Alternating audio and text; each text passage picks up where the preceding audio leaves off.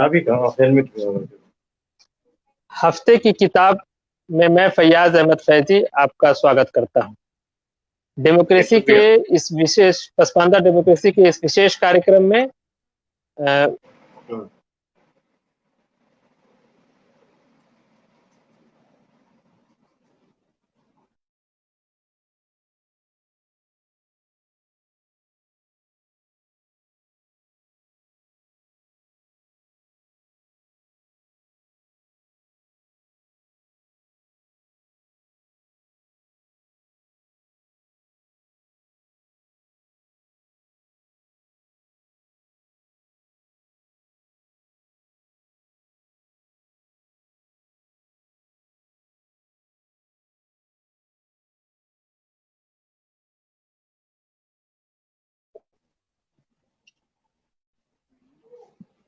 Hello.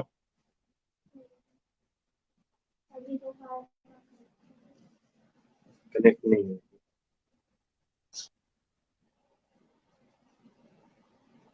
Hello. Pasmanda democracy के विशेष कार्यक्रम में मैं फैयाज अहमद फैजी आपका स्वागत करता हूं। कुछ जी। टेक्निकल इशू की वजह से हम लोग जो है विलंब से जुड़ रहे हैं और अभी भी थोड़ी सी टेक्निकल इश्यूज हो रही है। हम लोग बहुत टेक्निकली स्ट्रांग नहीं है, फिर भी समय से उपलब्ध ना होने के कारण, समय से प्रस्तुत ना होने के कारण हम हाथ जोड़ के आप लोगों से क्षमा प्रार्थी हैं। आज हफ्ते की इस किताब में एक बहुत ही महत्वपूर्ण किताब भारत के दलित मुसलमान पे हम चर्चा करेंगे। भारत में दलित मुसलमान दो भागों में लिखी किताब है, जिसके रचयिता, जिसके लेखक डॉक्टर अयूब रायनी साहब हमारे साथ जुड़ चुके हैं। मैं जी। डॉक्टर अयूब रायनी साहब का स्वागत करता हूं पसमानदा डेमोक्रेसी की तरफ से। डॉक्टर अयूब रायनी साहब, आपका बहुत बहुत स्वागत है। जी शुक्रिया। मेरी जी जी तो मैं चाहूंगा कि इस किताब पे बात करने से पहले एक बार आप पुस्तक दर्शकों को दिखा देते, पुस्तक का फ्रंट पेज दर्शकों को आप दिखा देते। जी, भारत के ये दलित आप देख मुसलमान सकते खंड हैं। एक। जी, ये दो भागों में ये मेरी किताब पहली है। ये पुस्तक है। आप इसको जी हाँ, ये भारत के दलित मुसलमान खंड जी एक है। और ये मेरी पहली पुस्तक है। इसमें मुस्लिम समाज की 9 जातियों पे अध्ययन किया गया है। शोध अध्ययन है ये। जी शोध डॉक्टर साहब, मैं इस पे, अलेख डॉक्टर है। साहब मेरी बात सुने, मैं इस पे आऊंगा। सबसे पहले मैं दर्शकों से कुछ बात कह दूं कि डॉक्टर अयूब रायनी साहब पिछले कई वर्षों से लगातार पसमानदा आंदोलन से जुड़े हुए हैं और दलित मुस्लिम समाज के ये कन्वीनर भी हैं, संयोजक भी हैं। और मुसलमानों में जो पसमानदा दलित जातियां हैं, जो बिल्कुल जिनकी कोई बात नहीं करता, उस पे आपने बिहार राज्य में दूर दूर घूम घूम के उसका डाटा कलेक्ट किया है और मैंने स्वयं वो किताब पढ़ी है।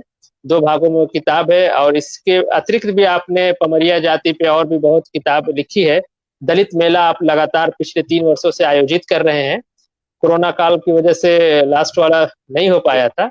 मैं स्वयं एक बार दलित मेले में उपस्थित हुआ था और वहाँ दलितों की विभिन्न जातियों से संबंधित अलग अलग काउंटर लगा के उसका प्रदर्शन करना, तो एक बड़ा काम डॉक्टर अयूब रायनी साहब ने किया है इस देश के सामाजिक न्याय के आंदोलन में। और राष्ट्र निर्माण की अगर प्रक्रिया आप कहें तो देश के हर वर्ग, हर समाज को मुख्य धारा में जोड़ने की जो पहल है, उसमें डॉक्टर अयूब रायनी साहब का एक न भूलने वाला अविस्मृत कार्य जो है योगदान है। तो हम आज इस पे चर्चा करेंगे कि इस भारत के दलित मुस्लिम किताब पे हम चर्चा करने से शुरू करने से पहले दर्शकों से आग्रह करेंगे कि दर्शक कोई भी सवाल जो उनके मन में हो वो सवाल जरूर पूछे। हम इस चर्चा के शुरू करने से पहले डॉक्टर साहब, हम ये जानना चाहेंगे कि सबसे पहले आप हमें ये बताइए कि आप अपने बारे में एक शॉर्ट में चंद शब्दों में अपने जीवन के बारे में बताएं कि आप शिक्षक हैं और यहाँ तक का सफर आपका कैसा रहा, आपकी पारिवारिक पृष्ठभूमि कैसी थी और यहाँ तक का आपका सफर कैसा रहा, और इस सफर के दौरान जो जातिगत भेदभाव होता है समाज के अंदर, क्या कभी आप उसको सामना करना पड़ा? तो थोड़ी सी कहते हैं जो संक्षिप्त में आप अपना परिचय दें, फिर हम किताब पे बात करेंगे डॉक्टर साहब। जी, वो मेरा नाम मोहम्मद अयूब है। जातीय टाइटल लगाते हैं राइन। और पीएचडी किया हमने, इसलिए डॉक्टर भी लगा लेते हैं नाम में, डॉक्टर अय्यूब राइन मेरा पूरा नाम हुआ, और इसी नाम से लिखते पढ़ते हैं। काफी आर्थिक रूप से काफी मतलब पस्त हाल परिवार से हमारा ताल्लुक रहा है। दरभंगा बिहार का एक जिला है, वहां के शहर में हम रहते हैं, इसी शहर से। और स्कूली तालीम सरकारी स्कूल से हुआ है, बाद में कॉलेज और फिर यूनिवर्सिटी की तालीम पाई है। और आर्थिक रूप से अच्छे हालात कभी नहीं रहे हम लोग, और इसी माहौल में पढ़ लिख करके, बल्कि अपने इलाका अपने मोहल्ला के हम हायर एजुकेशन तक जाने वाले पहले आदमी रहे जो इतनी दूर तक पहुंचे। तो इस तरह से वो शुरुआत रही है, और बहुत छोटे छोटे काम तक हमको करने पड़े अपने शिक्षा ग्रहण करने के दौरान, जो चूंकि जब पहले ही बताया कि आर्थिक रूप से काफी कमजोरी थी, जिसको पूरा करना भी होता था और शिक्षा भी हासिल करना था। और आज इस स्थिति में है, चूंकि जब हम एमए में थे उसी पीरियड में सामाजिक कार्यों से जुड़ गए, और विशेष रूप से जातीय संगठन जमात-उर-रहमान से जुड़ने के बाद, और फिर बाद में कई दूसरे संगठनों से जुड़े, और समाज के बारे में सोचने समझने और काम करने की एक अंदर से मतलब पावर वो है, वही से हमको मिला। और हमने सोचा कि समाज के लोगों, जो पछताल लोग हैं, जो हाशिए से नीचे हैं, उन लोगों के बारे में बात करें। तो शुरू के दिनों में तो सिर्फ जमात-उर-रहमान के बारे में ही हम बात कर रहे थे। फिर बाद में ख्याल आया कि इस तरह की तो और भी बहुत सारी जातियां हैं मुसलमानों में, जिन लोगों पे बात होनी चाहिए, जिन लोगों के बारे में काम किए जाने की जरूरत है, उन लोगों के बारे में किसी ने कुछ लिखा नहीं, बात नहीं किया। और इस सिलसिले में शुरुआत हमने एक जर्नल निकालने से शुरू किया, journal of social reality, research journal है, बाइलिंगुअल निकालते हैं अंग्रेजी हिंदी में। इसकी प्रेरणा हमको हमारे एक मित्र हैं मनोज झा, उनके माध्यम से मिला, और ये हम निकालना जो शुरू किया, उसी पीरियड से मुसलमानों की जातियों पे शोध आलेख लिखने का चलन शुरू किया। और एक के बाद दूसरे, क्योंकि 3 महीने पे जर्नल निकालते थे, तो प्रयास रहता था कि ढूंढ ढूंढ करके जहाँ जहाँ पॉकेट एरिया है, जिस जाति पे काम कर रहे होते हैं, जा करके पूरी तरह से प्राइमरी स्रोत के माध्यम से आलेख तैयार करना, उसको जर्नल में छापना। फिर जब कई आलेख हमारे जमा हो गए, तो कई दोस्तों के मशवरा के बाद उसको किताब की शक्ल दिया है, जो भारत के दलित मुसलमान की शक्ल में आए। फिर भारत के दलित मुसलमान खंड 2 भी आया, एक पमरिया किताब आई है। अभी मेरी डॉक्टर साहब हम यहाँ हमको आपको रोकना चाहिए। हमारा जो मूल सवाल था, यहाँ तक का आपका सफर कैसा रहा? आपने बताया कि बहुत ही गरीबी में और फाइनेंशियल बहुत कमजोरी थी परिवार में, उसके बाद भी आपने खेतों में काम करके और इधर उधर से वो करके जो है आपने किसी तरह से अपनी शिक्षा दीक्षा किया, और आपने पीएचडी तक किया, यानी हायर एजुकेटेड हैं आप, हाईली एजुकेटेड हैं। और जी, मेरी आवाज मिल रही है आपको? मेरी आवाज मिल रही है? आवाज साफ नहीं है। जी जी, मेरी आवाज आ रही है आपको बराबर? जी जी, तो नेटवर्क कुछ इश्यू हो रहा है? बिल्कुल भी साफ नहीं है जी। अब मेरी आवाज मिल रही है?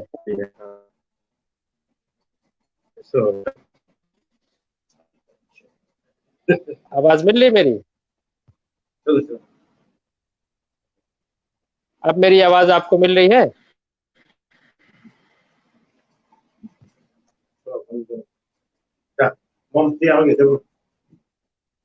जी जी डॉक्टर साहब, आपकी तो आवाज, मेरी आवाज आ रही है? फोन का जरा वो स्पीकर तेज करें, मेरी आवाज मिल रही है?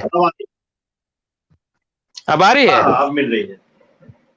हाँ, मैं ये कह रहा था कि आपने जो है बहुत ही गरीबी में और बहुत ही आर्थिक रूप से कमजोर थे, और जैसे तैसे करके आपने अपने एजुकेशन को आगे किया और आपने पीएचडी तक किया। एक बहुत ही ये मैं समझता हूँ बहुत ही उदाहरणीय काम है, अब समाज में इस तरह का उदाहरण आपने दिया। मेरा एक सवाल उसमें ये लगा था कि इस दौरान कभी आपको अपने एक जाति विशेष का होने का, कभी भेदभाव का सामना करना पड़ा? क्या आप कभी ऐसा आपको रहा अपने पूरी यहाँ तक आने में, क्या जातीय उत्पीड़न या जातीय भेदभाव का कुछ आपके साथ कुछ घटना घटी? हाँ, तो कुजरा कबारी या कबारी इस तरह की बातें तो सुनने को मिलती ही थी। बाद के दिनों में जब जी जी हमने अपना प्राइवेट स्कूल खोला तो उस जमाने में तो काफी तंग किया गया कि गुजरा जी इतना पढ़ लिया कि अब पढ़ाएगा। हाँ, तो पढ़ाएगा जी तो जी दूसरे लोगों को भी पढ़ाएगा, ये सब भी कहा गया। जी हमारे स्कूल के बैनर को बहुत खराब खराब जगहों पे ले जा करके चस्पा कर दिया जाता था जानबूझ करके। तो ये अच्छा। सब तो झेला तो ही है। आपने हाँ जी, आपने जो एक स्कूल खोला था प्राइवेट स्कूल, उस स्कूल को भी लोगों ने ढंग से चलने नहीं दिया, बाधाएं उत्पन्न और करते थे कि एक पसमानदा खुजरा बिरादरी का आदमी जो है कैसे जो है स्कूल खोल सकता है, खुद पढ़ लिया कैसे उसके दूसरे को लिए पढ़ाएगा। जी, वो ये कहते थे कि बहुत ही महत्वपूर्ण बात बताई आपने। जी जी बोले। गुजरा इतना पढ़ लिया कि अब पढ़ाएगा भी। जी। सुना। तो एक इस तरह जातीय से दंश आपने बचपन से झेला, और जब आपने समाज के लिए काम करना शुरू किया तो वहां भी लोगों ने अड़चने उत्पन्न किया। जी। अब हम जी आगे बढ़ते हैं, किताब पे बात शुरू करने से पहले एक सवाल मैं कहूंगा, अभी उसका जवाब आपने दिया है, मैं चाहूंगा कि थोड़ा सा और स्पष्ट करें। आखिर वो क्या सी चीज, कौन सी चीज थी जिसने आपको उत्प्रेरित किया समाज के लिए काम करने के लिए, खासतौर से जो दबा कुचला समाज है, डाउन ट्रोडन सबाल्टर्न समाज है, वो कौन सी चीज थी जिसने आपको उत्प्रेरित किया कि नहीं मुझे समाज के लिए काम करना? आप एक गरीब पृष्ठभूमि से आते हैं, आपके परिवार की जिम्मेदारियां हैं, कम तनख्वाह में आपको अपने परिवार को भी पालना है, समाज का भी काम करना, तो वो क्या चीज थी जिसने आपको उत्प्रेरित किया समाज के लिए काम करने? फिर हम किताब पे बात शुरू करेंगे। जी ऐसा था ना, डॉक्टर साहब। देख रहे थे कि छोटी जात को लेकर के कोई अच्छा, बहुत अच्छा नजरिया नहीं, उसके जातीय संबोधन में उसको रेकार की भाषा के साथ इस्तेमाल किया जाता था। और ज्यादातर लोगों के अंदर शिक्षा की कमी थी। फिर हमको लगा कि शिक्षा तो आना चाहिए सभी लोगों के अंदर में। और इसको लेकर के मुसलमानों की जो छोटी जातियां थी उन लोगों के बीच में घूमने शुरू किए। और फिर चाहा, बल्कि कभी कभी तो ये करते थे, बगल में हमारे मोहल्ले के बगल में मिर्सिकाट टोला है, वहाँ एजुकेशन के लिए जो सरकारी स्कूल था काफी दबाव बनाया। और कई बार जाते रहे और नामांकन प्रक्रिया चलाया, सामूहिक नामांकन अपने मिर्सिकार बिरादरी के लोगों के लिए। और एक दिन में, चूंकि बच्चे वहां जाते ही नहीं थे, इनरोल होते ही नहीं थे, एकदम जस्ट बगल में स्कूल होने के बाद भी, तो 60-65 बच्चे को एक दिन में, फिर दूसरे दिन भी इसी तरह की मुहिम चला करके नामांकन प्रक्रिया किया। स्कूल रोजाना ले जाना, या फिर रास्ते में जो कीचड़ वगैरह होता था तो बैटरी के खाली डब्बों को आने जाने के लायक बनाना, ताकि वो लोग आसानी से वहां पहुंच जाए और एजुकेशन हासिल करें। हमारे इस काम को देख करके स्कूल के हेडमास्टर ने उस समय वो विद्यालय शिक्षा समिति का सदस्य भी हमको बनाया था कि नहीं वो, क्योंकि हमको लग रहा था कि मृषिकार, जिसको अक्सर लोग कहते थे कि चिड़िया का दिमाग वाला, छोटे दिमाग वाला लोग, ये सब कहते थे अक्सर समाज में, इन लोगों के अंदर भी एजुकेशन आ जाए। तो वहां भी काम किया था और कई दूसरी बिरादरियों पे। तो उसके बाद धीरे धीरे जो थोड़ा थोड़ा काम हो रहा था, इससे ये लगा कि नहीं, अब तो बहुत सारे लोगों पे काम करने की जरूरत है। तो जब कई दूसरी जगहों पे भी गए, काम किया, तो हमारे कई दूसरे मित्र दोस्त वगैरह मिले, उन्होंने बताया कि अरे फलानी जाति पे भी काम होना चाहिए। तो कभी किसी ने बताया गधेरी पे भी काम होना चाहिए, गधेरी के बारे में हम जान पाए। उसके बाद जाने कि भाई भटियारा जाति भी होता है, नाम तो सुनते ही थे भटियारा भटियारा, लेकिन जानते नहीं थे कि मुसलमानों में भटियारा भी कोई जाति हो सकता है। तो इस तरह से वो एक सिलसिला शुरू हो गया। और धीरे धीरे मुस्लिम समाज की जो छोटी बिरादरियां थी, जातियां थी, गर्चे मेरे आर्थिक हालात इस तरह के इजाजत नहीं देते थे कि कई जगहों पे हम सफर कर सके, लेकिन महदूद दायरे में रह करके भी पॉकेट एरिया में घूमना उस जाति विशेष के, और जा करके उन लोगों के बीच में बात करना। कई लोग शुरू में घबराते थे, बात नहीं करते थे, लेकिन जब पूरे दिन पर बार बार जाने पर उन लोगों के साथ जैसे तैसे माहौल में बैठना ही पड़ता। और इन सब मतलब तकलीफों को भी उठा करके और वो डेटा इकट्ठा करना, क्योंकि कई जातियां तो ऐसी थी जिस पर किताबें एकदम मिलती ही नहीं है। अगर अंसारी और राइन बिरादरी को छोड़ दिया जाए तो इल्ला माशाल्लाह एकाक जातियों पे ही एक दो किताबें हैं। वरना किताबें मिलती ही नहीं है। दफाली पे भी काम कर रहे थे या मुकेरी वगैरह पे किताबें मिलती ही नहीं है, लगातार नहीं। तो सिर्फ सिवाय प्राइमरी स्रोत के कोई दूसरा साधन नहीं था उन लोगों पे काम करने का। तो यही जरिया रहा, वो काम करते रहे धीरे धीरे। इसमें हमारे कई मित्रों का साथ, दोस्तों का साथ भी मिलता रहा, और वो लोग कई जगहों पे साथ भी गए।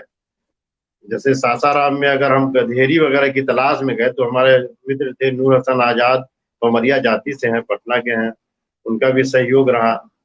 दरभंगा में तारिक इकबाल और उसामा हसन, मनोज झा इत्यादि का सहयोग मिला, और हम कई दूसरी जातियों के बीच में जा जा करके काम करने का ये इत्तेफाक हुआ। और फिर उसको हम लिखते भी थे जर्नल में।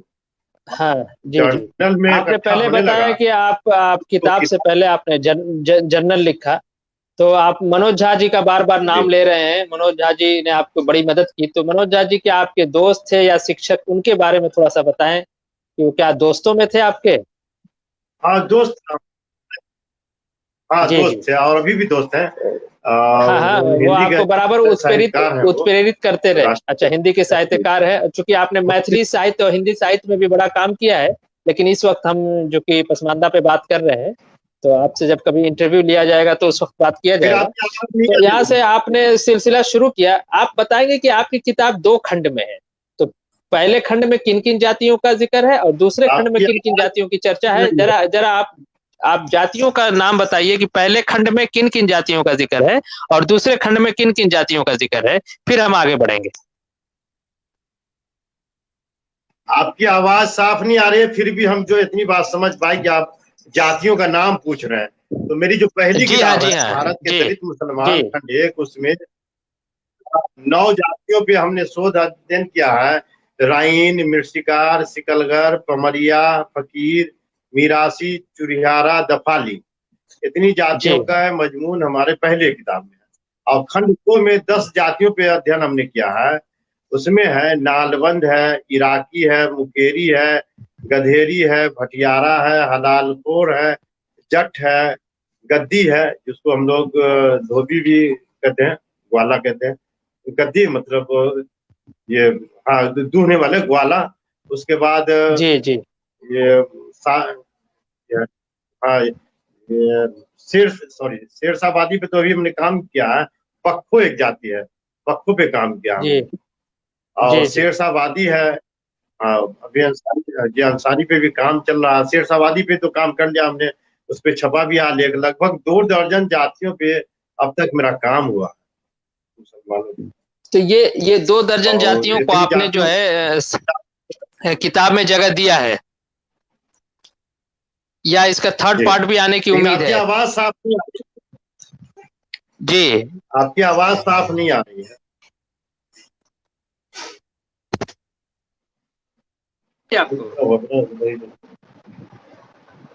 अब आवाज मिल रही है? आवाज साफ नहीं आ रही है, छोड़ दिया जाए,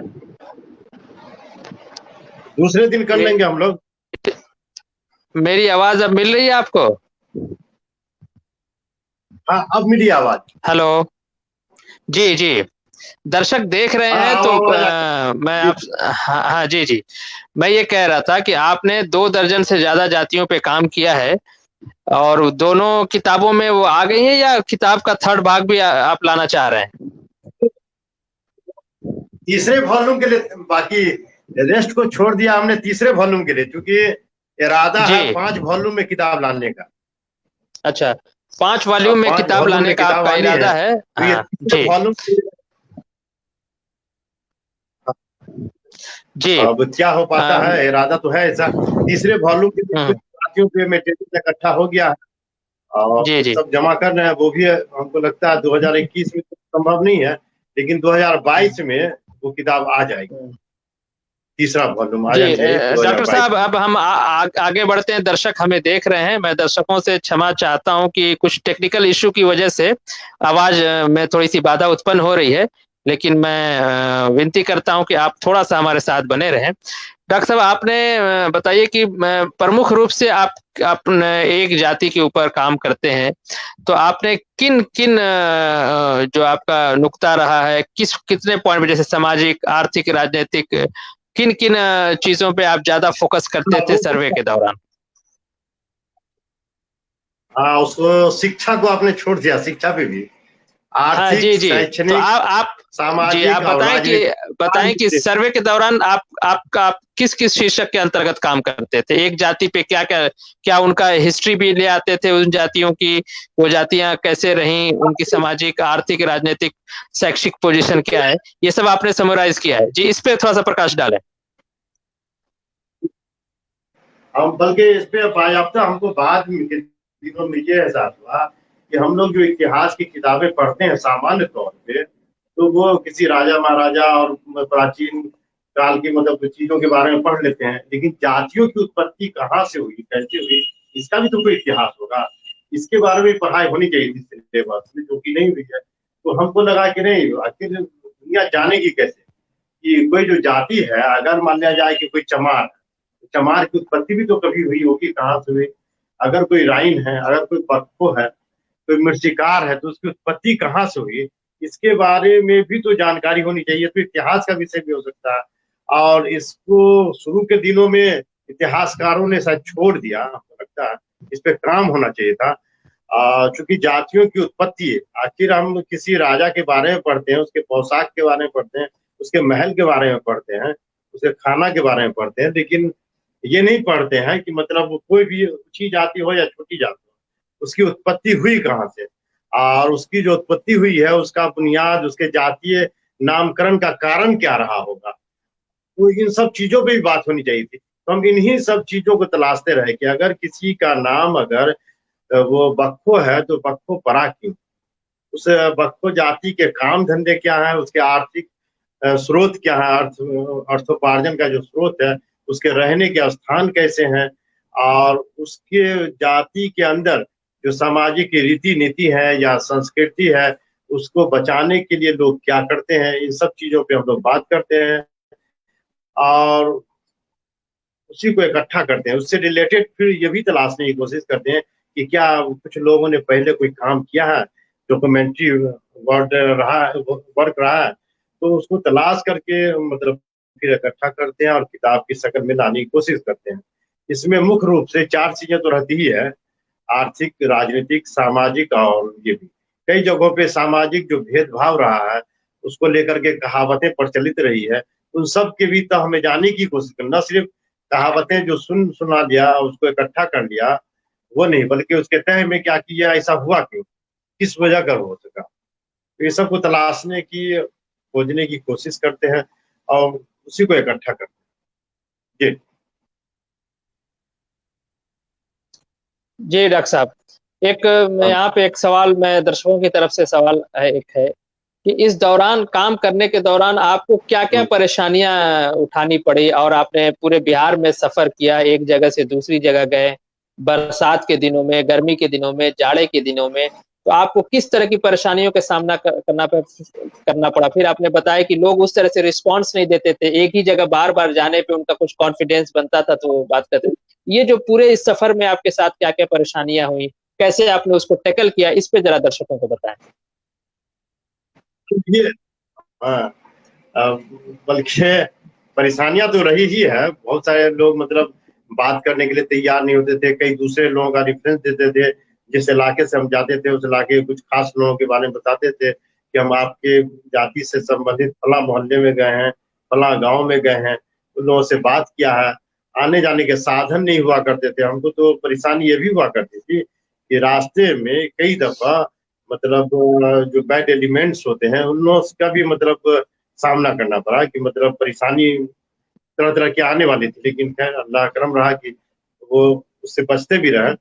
तो जिन लोगों के बीच में गए कई बार, तो वो लोग शुरू के वक्त में जैसे तुरंत जो पहुंच गए, तो कहीं कहीं तो लोग रिस्पॉन्स भी दिया और लोग रिस्पॉन्स भी नहीं लेते थे, और नए जगहों को तलाशना, वहां पहुंचना, और फिर साधन जो थे मतलब व्यवसाय थे, क्योंकि आमदनी जो है उसी हिसाब से साधन भी हमारे हुआ करते हैं, और पहुंचने में दुश्वारी हुआ करती थी। लोग अच्छे मतलब निगाह से नहीं देखते थे। फिर कई लोगों ने मतलब हरास करने के लिए भी कहा कि इससे क्या होगा, इससे तो कुछ होता जाता नहीं है, इस तरह का काम करने की क्या आवश्यकता है। इस तरह से परेशान किया लोगों ने, लेकिन मतलब फिर भी उसमें लगे रहे। और एक चीज हो गई, लगता है कि मतलब हम तो अपने तौर पर वैसे बहुत अच्छा शायद ना हो सका हो, लेकिन इतना है ये जो काम कर दिया उसको कुछ लोग आगे बढ़ावे, आगे की तरफ ले जाए। जी। जी, तो आपको सफ़र में भी परेशानी होती थी, चूँकि आपने कहा कि किसी से कोई किसी तरह का फाइनेंशियल सपोर्ट भी नहीं, सब कुछ आपको अपने जेब से करना पड़ता था। जी। आपके जो मिसाल है वो भी महदूद ही हुआ करते थे ना। जी, जी, हाँ, वो आर्थिक और इसने बड़ी दुश्वारी परेशानी से वक़्त भी काफ़ी लगा होगा, आप नौकरी भी करते थे, उसमें समय निकाल के आना-जाना, तो एक बड़ा काम किया, लोगों का रिस्पॉन्स भी उस तरह से नहीं था। लेकिन यहाँ एक सवाल उत्पन्न होता है कि क्या अब आप उन लोगों से मिलते हैं जिन पे आपने काम किया है, जब वो आपकी किताब देखते हैं, तो उनका क्या रिस्पॉन्स होता है? उस पे ज़रा-सा बताएँ कि अब वो उस काम को कैसा लेते हैं? हाँ, एक मजे की बात है इसमें, ये तो मतलब बल्कि जितनी जातियों पे काम किया है ना, तो शुरू में जाते थे तो रेस्पॉन्स लिया नहीं, कुछ पढ़े लिखे लोग, मतलब बाद में अफसोस पढ़े लिखे लोगों ने किया। जो लोग अनपढ़ हैं या कम पढ़े लिखे हैं, जिनको समझ सामाजिक तौर पे नहीं है, उन लोगों की तरफ से तो इस तरह की प्रतिक्रिया नहीं आई है। लेकिन जो लोग पढ़े लिखे हैं और समझते हैं, पक्की स्याही का एहसास है जिनको, तो शुरू में तो हमसे अच्छे से बातचीत नहीं किया, वो कोऑपरेट भी नहीं किए जितना हो सकता था। लेकिन जब वो हम जितनी जानकारी हमारे पास हो सकी इकट्ठा, वो सब छाप दिया, उनके तरफ से जो सहयोग जितना मिल सका उतना ही नाम हमने उनका दिया। तो हमारी चीज छपने के बाद जब उन लोगों ने पढ़ा तो कहा आप हमसे पहले और बताते तो हम और डिटेल बताते। ऐसो मतलब हम नहीं जान रहे थे कि आप किस तरह से कीजिएगा, इतनी बात तो हम खुद भी नहीं जानते थे अपनी जातियों के बारे में। आप तो बहुत मेहनत करके क्या क्या चीज सब दिया है। हमने कहा यही ना होता है, क्योंकि 10 आदमी से हम मिलते हैं तो 10 तरह की चीजें लाते हैं, और आप अकेले बताने में कतरा रहे। तो हाँ, उस वक्त हम आपको ध्यान नहीं दे पाए।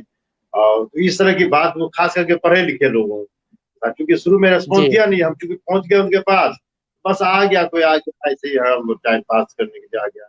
लेकिन जब छप जी, गई जी। तब उसको एहसास हुआ कि कुछ छूट गया मेरा, मेरी भी चीजें रही या मेरी बात रह जाती, हमारा नाम रह जाता थोड़ा और कायदे से उस किताब में या उस मैगजीन में, जो नहीं रह सका। तो इसका मलाल बाद के में उन लोगों को होता रहा।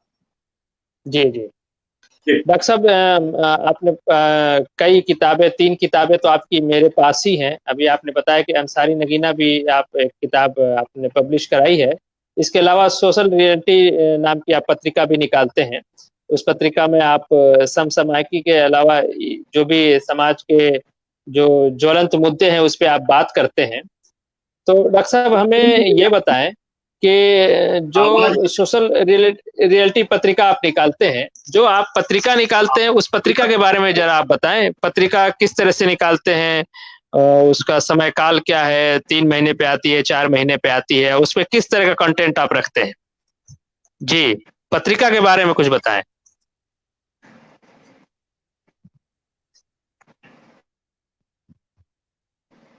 डॉक्टर साहब आपको आवाज़ मिल रही है हमारी? हेलो। जी, आपको हमारी आवाज़ मिल रही है? आवाज नहीं है आपकी। जी, मैं ये कह रहा था, अब नहीं। मेरी आवाज़ मिल रही है आपको? मैं दर्शकों से क्षमा चाहूँगा, बार-बार जो चूँकि नेटवर्क के साथ-साथ कुछ टेक्निकल इश्यूज़ भी हो रहे हैं, हम आधा घंटा विलंब से जुड़े। फिर भी डॉक्टर साहब बहुत शोधप्रक और बहुत ही महत्वपूर्ण बात हमारे साथ साझा कर रहे थे। मैं चाहूँगा कि दर्शक थोड़ा-सा हमारे साथ बियर करें आप। डॉक्टर साहब जैसे ही जुड़ते हैं, हम फिर चर्चा को आगे बढ़ाएँगे।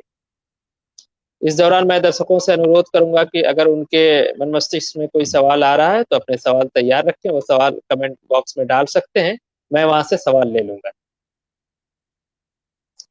आज हम पसमानदा डेमोक्रेसी के विशेष कार्यक्रम हफ्ते की किताब में भारत के दलित मुसलमान किताब पर बात कर रहे थे। ये किताब 2 खंडों में है फिलहाल और इसके 5 खंड आने हैं, जिस पे डॉक्टर अय्यूब रनी साहब जो इसके रचयिता हैं, लेखक हैं, उन्होंने इस पे काम किया है। ये किताब सर्वे बेस्ड है, डॉक्टर साहब पूरे बिहार और ये अधिकतर बिहार पे केंद्रित है डॉक्टर साहब पूरे बिहार में भ्रमण करके उन्होंने ये किताब लिखी है। डॉक्टर साहब हमारे साथ दोबारा जुड़ चुके हैं। अगर डॉक्टर साहब को हमारी आवाज मिल रही है तो डॉक्टर साहब हम जानना चाहेंगे कि आप एक पत्रिका भी निकालते हैं, जी आवाज तो आ उस रही पत्रिका के बारे में आप बताएं कि पत्रिका में किस तरह का कंटेंट होता है और पत्रिका कितने समय के अंतराल में उपलब्ध होती है। जी डॉक्टर साहब पत्रिका निकालते हैं सोशल जी जर्नल ऑफ सोशल रियलिटी, जी रिसर्च जर्नल जर्नल ऑफ है ये, सोशल जर्नल रियलिटी ऑफ नामक पत्रिका। जी जी हाँ, इसके बारे में बताएं। जर्नल ऑफ सोशल रियलिटी एक रिसर्च जर्नल है जो 2009 ईस्वी से हम निकाल रहे हैं, लगातार बाइलिंगुअल है, अंग्रेजी हिंदी में इसका रजिस्ट्रेशन हमको प्राप्त है और उसी माध्यम से कर रहे हैं।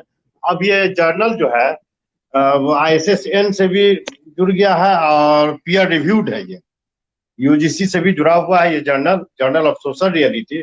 और इसमें जो है सामाजिक मुद्दे, चूंकि सोशल स्टडीज और ह्यूमैनिटीज के जो है ना सब्जेक्ट से रिलेटेड शोध आलेख उसमें छपते हैं और उसी जर्नल में हमारे अपने भी आलेख छपा करते थे, जिसको बाद के दिनों में इकट्ठा करके हमने किताब की शक्ल दिया है। तो ये इसका एक मकसद ये भी है कि वो दलित मुस्लिम से जुड़े हुए जो मुद्दे हैं उसको मतलब अपने संपादकीय के माध्यम से, अपने आलेख के माध्यम से या उस जर्नल में छपने वाले आलेखों में इस तरह की मतलब विशेषता रखाते हैं कि वो सामाजिक इशूज पे आलेख उसमें और सामाजिक इशूज से जुड़े हुए मतलब आलेख उसमें छापे।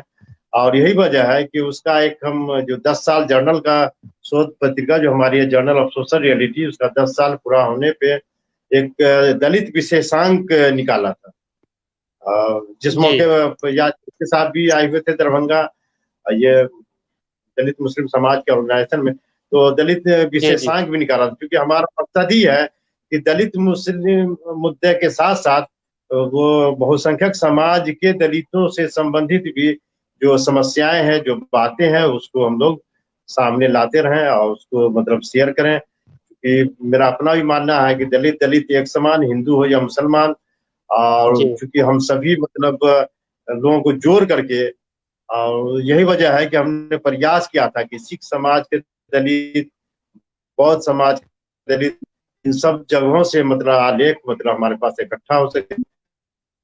जी बहुत महत्वपूर्ण बात, बहुत ही महत्वपूर्ण बात आपने बताई कि सभी धर्मों के जो डाउन ट्रोडन लोग हैं, दमित लोग हैं, दलित लोग हैं, उन पे भी काम एक साथ किया जाए, आप उसकी तरफ भी अग्रसर हैं।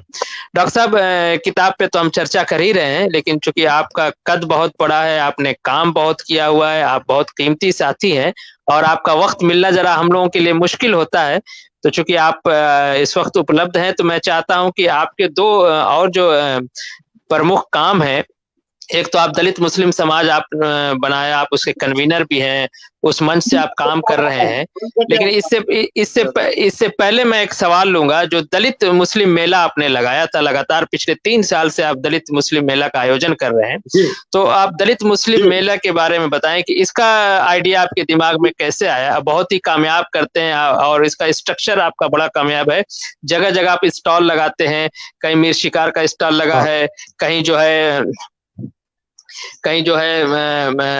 गदरी जाति का स्टॉल लगा हुआ है, मतलब जाति विशेष के स्टॉल लगाते हैं, वहां उनसे संबंधित लिटरेचर आप रखते हैं।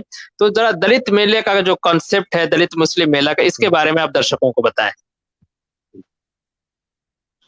वो इसका भी कंसेप्ट उसी तरीके से है जिस तरह से हमने ये सोचा कि जातियों का इतिहास क्यों नहीं है, उसका इतिहास हम लोगों को क्यों नहीं पढ़ाया जाता, कि जातियों की उत्पत्ति कैसे हुई, कहाँ से हुई, इसके काम धंधे क्यों किस तरह के हैं, इनका यही जाति का यही नाम कैसे पड़ गया। इस तरह की चीजें जब हम ये तलाशने की होनी चाहिए थी इतिहास की किताबों में, हम लोगों को नहीं पढ़ाया गया। और उसी का एक छोटा सा प्रयास है, हम लोग या हम जैसे बहुत सारे दूसरे लोग भी कर ही रहे होंगे। तो उसी कड़ी में हमको लगा कि मुस्लिम समाज के जो दलित वर्ग हैं, जिनके ऊपर या जिनके लिए या जिन सबों के लिए हम प्रयास करते रहते हैं कि कुछ काम हो जाए, चीजें पक्की स्याही में आ जाए, डॉक्यूमेंट्री रूप में हो जाए, ताकि जो परेशानी हमको उठानी पड़ी उस तरह की परेशानी दूसरे लोगों को ना उठानी पड़े। हमारे बाद जो लोग या हमारे समतुल्य में भी जो लोग हैं, जो लोग काम कर रहे हैं, उन लोगों को परेशानी न उठानी पड़े। तो दलित मुस्लिम को जोड़ करके दलित मुसलमानों का मेला नाम से एक कार्यक्रम, क्योंकि कार्यक्रम करना ही था।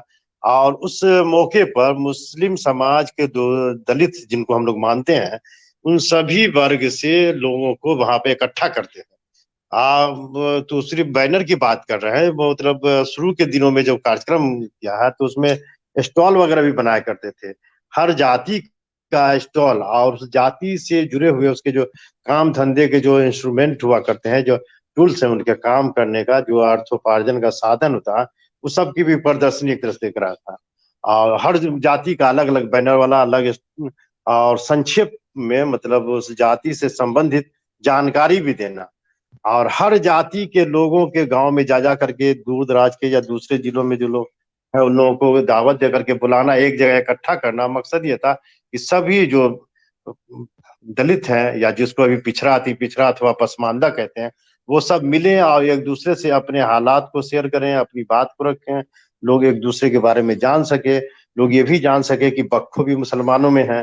तो जब मिलेगा वो आएंगे, वो अपने आप को बताएंगे। जैसे हलाल खोर आते हैं, गधेरी आते हैं हमारे कार्यक्रम में, या धोबी आते हैं, तो लोग अरे मुसलमानों में भी धोबी होता है, तो देखेंगे करीब से। मतलब पटना दिल्ली वगैरह के लोग हो सकता है देखते भी हो, लेकिन दरभंगा जैसे शहर में जब आएंगे लोग देख रहे हैं, अरे ये हमारे मतलब ये धोबी जाति के लोग हैं, तो इस जट जाति के लोग हैं।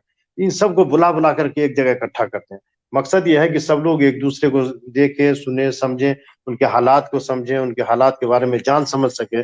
और तब हो सकता है कि एक दूसरे से जुड़ते जुड़ते कोई बड़ा काफिला बन जाए, एक बड़ा काम हो जाए। धारा 341 जो एक खास मांग है कि उसमें तरमीम करके, उसमें संशोधन करके दलित मुसलमानों को भी दलितों वाला आरक्षण मिल जाए। मुमकिन है इसके लिए भी कोई रास्ता खुल जाए। तो इसी सब कड़ी में दलित मुसलमानों का मेला लगाते हैं। जी जी डॉक्टर साहब, तो ये जी मैं खुद एक बार, मुझे भी सौभाग्य हुआ था दलित मुस्लिमों के मेले में जाने का। और आपने वहाँ बहुत अच्छा वो किया था। एक अच्छी सोच है, एक अच्छी पहल है। और मैं चाहूंगा कि इस तरह के मेले का आयोजन देश भर में हो, ताकि लोगों को मुस्लिम समाज में व्याप्त जो ये कुरीति है जात पात की, उससे लोग अवगत हों। अक्सर ये होता है कि मुस्लिम समाज के लोग इसको मानते ही नहीं है, वो कहते ही नहीं कि हमारे पास जाति व्यवस्था है या जाति उत्पीड़न है। लेकिन आप जैसे लोग इस बात को, जो सच्चाई है समाज की, उसको लेके आ रहे हैं। डॉक्टर साहब, हम चूंकि हफ्ते की किताब में डॉक्टर अयूब रायनी साहब द्वारा लिखित किताब भारत के दलित मुसलमान पे चर्चा कर रहे हैं। स्वयं डॉक्टर अयूब रायनी साहब हमारे साथ जुड़े हुए हैं। डॉक्टर साहब का एक संगठन भी है दलित मुस्लिम समाज नाम से। तो डॉक्टर साहब, हम चलते चलाते हम चाहेंगे कि आप दलित मुस्लिम समाज जो आपका संगठन है, इसके बारे में भी दर्शकों को कुछ बताएं। और इसी दौरान मैं दर्शकों से अनुरोध करूंगा, अगर उनका कोई सवाल है तो वो सवाल अपना कमेंट बॉक्स में डालें। मैं डॉक्टर साहब से उस सवाल को भी डॉक्टर साहब के सामने रखूंगा। डॉक्टर साहब, दलित मुस्लिम समाज के बारे में भी कुछ बताएं। हाँ, चूंकि देखिए मेरा अपना मानना है कि वो सिर्फ पसमानदा या पिछड़ा थी पिछड़ा नहीं। चूंकि जब हम दलित की राजनीति करते हैं, दलित वाला चाह रहे हैं कि हमको सम्मान मिले, जिस तरह से हमको बहुसंख्यक समाज के दलित हैं, दलित वाला जो काम करते हैं उनको दलित कहा जाता है। तो मुस्लिम समाज में जो लोग हैं उन्हीं के जैसा नाम, जातीय नाम और काम है, उन लोगों को दलित का दर्जा मिले, ये हमारा अपना मानना है। तो इस कड़ी में हम क्या कर रहे हैं कि मतलब इन लोगों को इकट्ठा करने के लिए तो कोई संगठन होना चाहिए। तो दलित मुस्लिम समाज हमने नाम रखा कि इससे एक बोध जाए कि मतलब मुस्लिम समाज में जो दलित हैं वो सब का ये एक संगठन है, और उसमें जुड़े हुए भी लोग हैं, कई समाज के लोग जुड़े हुए हैं, और उन सबों को जोड़ करके यह संगठन 2012 ईस्वी में कायम हुआ है। और तब से अनवरत इसके माध्यम से शिक्षा संवाद कार्यक्रम, खास करके मैट्रिक और इंटर में जो बच्चे पास करते हैं दलित समाज के, मुस्लिम दलित समाज के, उन लोगों को सम्मानित भी किया जाता है, ताकि उन लोगों के अंदर हौसला बढ़े। मैट्रिक इंटर के इम्तिहान के बाद देते हैं, उसके बाद ठंडे के समय में गर्म चादर बांटना, कभी कभी कंबल भी, कभी गर्म चादर, या फिर वो ईद से पहले इन लोगों की, जैसे कि मुस्लिम पासी महिलाएं, ये सब, क्योंकि हिंदू पासी जो दलित है तो मुस्लिम पासी को भी दलित होना चाहिए। तो उन लोगों के लिए मतलब जा करके ईद के मौके पर कपड़े या साड़ी वगैरह का देना, इस तरह के काम दलित मुस्लिम समाज के बैनर से हम लोग करते हैं। और इसी सब को जोड़ने के लिए, जो इन लोगों को हम दलित मानते हैं, उन लोगों के लिए एक प्लेटफॉर्म तैयार करने के लिए दलित मुस्लिम समाज नाम से संगठन बनाया। जी जी आपने बताया कि ये संगठन न सिर्फ जातीय विभेद और जातीय उत्पीड़न पे काम करता है, बल्कि उनको सामाजिक आर्थिक रूप से भी सहयोग करता है। आपने बताया कि ईद के त्योहार पे इन हाँ, जातियों के पास शैक्षणिक कोई रूप से सेवई वो खाने नहीं जाता है, अपडेट करने के लिए। और आपने जो हाँ, है वहाँ कंबल बंटवाए, उनके सुख दुख में ये संस्थान काम करती है। तो न सिर्फ जातीय उत्पीड़न पे, मैट्रिक इंटर बल्कि पास उनके करने के लिए। उनके शैक्षिक सामाजिक रूप से आगे करने में, उनको सहयोग हाँ, करने में आपकी संस्था काम करती है। तो डॉक्टर साहब, आप लगातार लिख भी रहे हैं, सुनो सुनो मैदान में, ग्राउंड सुनो, में जाके